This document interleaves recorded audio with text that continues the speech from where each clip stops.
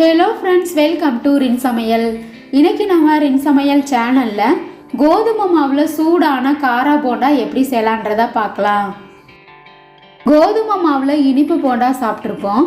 இந்த மாதிரி காரா போண்டா ஒரு தடவை செஞ்சு பாருங்கள், ரொம்பவே டேஸ்ட்டாக இருக்கும். ஈஸியான ஸ்நாக் ரெசிபி. காரா போண்டா டீ டைம் ஸ்நாக்காக வச்சு சாப்பிட்றதுக்கு ரொம்பவே டேஸ்ட்டாக இருக்கும்.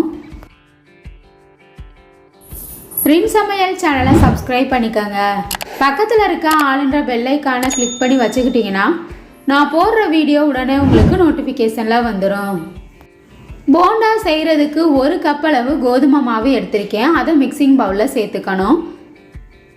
இது கூட 1/4 கப் அளவு கடலை மாவு, அரிசி மாவு 2 ஸ்பூன் அளவு சேர்த்துக்கணும். அரிசி மாவு சேர்க்கும் போது போண்டா நல்லா மொறுமொறுப்பாக இருக்கும். 1/2 ஸ்பூன் அளவு சோம்பு, சீரகம் 1/2 ஸ்பூன், கலருக்காக மஞ்சள் தூள் சேர்த்துக்கிறேன். விருப்பப்பட்டா சேர்த்துக்கங்க. இஞ்சியையும் பூண்டையும் தட்டிட்டு வச்சிருக்கேன், அதையும் சேர்த்துக்கலாம். பொடிசா நறுக்கி வச்ச கருவேப்பிலை, 1 கைப்பிடி அளவு கொத்தமல்லி இலைகள், அதையும் சேர்த்துக்கணும். காரத்துக்காக 3 பச்சை மிளகாய்களை பொடிசா கட் பண்ணி வச்சிருக்கேன், அதையும் சேர்த்துக்கலாம். பெரிய வெங்காயத்தை பொடிசா கட் பண்ணிட்டு அதுல இருந்து 1/2 கப் அளவு சேர்த்திருக்கேன். தேவையான அளவு உப்பு, ஆப்பசோடா 1/4 ஸ்பூன் அளவு சேர்த்துக்கணும். நம்ம சேர்த்துருக்க எல்லா பொருட்களையும் நல்லா மிக்ஸ் பண்ணிக்கலாம்.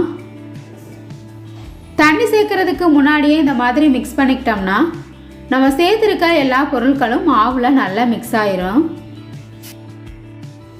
எந்த கப்பில் கோதுமை மாவு அளந்து எடுக்கிறோமோ அதே கப்பில் மற்ற எல்லா பொருட்களையும் அளந்து எடுத்துக்கணும். போண்டா நமக்கு நல்லா மொறுமொறுப்பாக வரும். இந்த மாதிரி நல்லா மிக்ஸ் பண்ணதுக்கு அப்புறமா சூடான எண்ணெயாக 2 ஸ்பூன் அளவு சேர்த்துக்கணும்.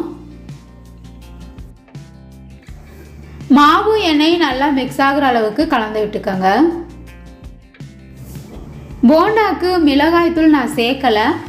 பச்சை மிளகாய் அதிகமாக சேர்த்துருக்கனால மிளகாய்த்தூள் சேர்க்கலை. விருப்பப்பட்டால் சேர்த்துக்கங்க. எந்த கப்பில் மாவளந்து எடுத்தோமோ அதே கப்பில் 1 கப் அளவு தண்ணி எடுத்திருக்கேன். கொஞ்சம் கொஞ்சமாக சேர்த்துட்டு கலந்துக்கணும். முதவே அதிக தண்ணி சேர்த்துட்டோம்னா மாவில் தண்ணி அதிகமாயிரும். கொஞ்சம் கொஞ்சமாக சேர்த்துக்கலாம். 1 கப் அளவு கோதுமை மாவில் 15 போண்டா வந்துச்சு. இனிப்பு போண்டா மாதிரியே இந்த காரா போண்டாவும் டீ கடையில் வாங்கி சாப்பிட்ற மாதிரி அதே டேஸ்டில் இருக்கும். இன்ஸ்டன்ட் ஸ்நாக் ரெசிபியான இந்த கோதுமை மாவு காரா போண்டாவை சட்டுன்னு செஞ்சிடலாம். இந்த அளவுக்கு மாவை நல்லா கொழப்பாக பிசைஞ்சுக்கணும். உருண்டையாக உருட்டி போடும்போது ஈஸியாக விழுகணும். கெட்டியாக பிசைஞ்சிட்டோம்னா கோதுமை மாவு போண்டா உள்ளுக்குள்ளே வேகாது.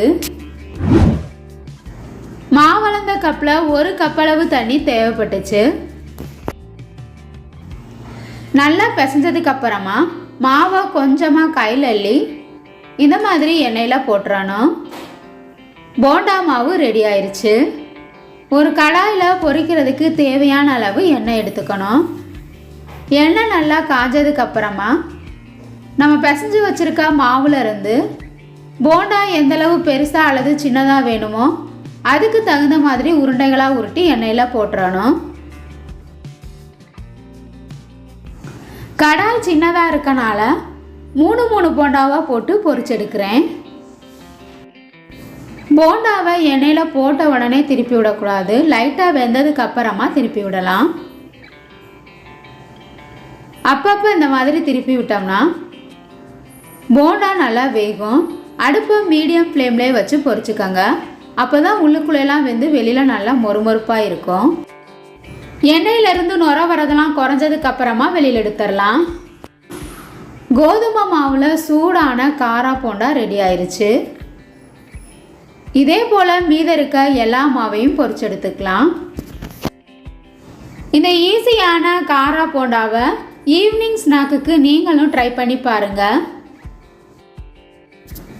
போண்டா உங்களுக்கு பிடிச்சிருந்ததுன்னா ரின்சமையல் சேனலை சப்ஸ்கிரைப் பண்ணிக்கோங்க ஃப்ரெண்ட்ஸ். வீடியோ பிடிச்சிருந்ததுன்னா மறக்காமல் ஒரு லைக் கொடுங்க ஃப்ரெண்ட்ஸ். கமெண்ட் பண்ணுங்கள், ஷேர் பண்ணுங்கள்.